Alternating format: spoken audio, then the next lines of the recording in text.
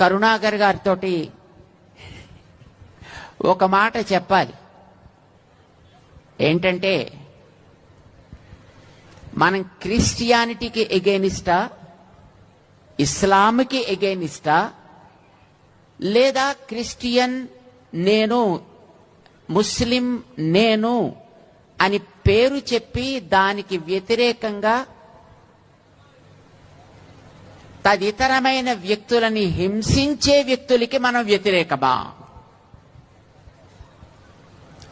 మా ఉద్దేశం ప్రకారం మనం క్రిస్టియానిటీని ఏం అనాల్సిన అవసరం లేదు.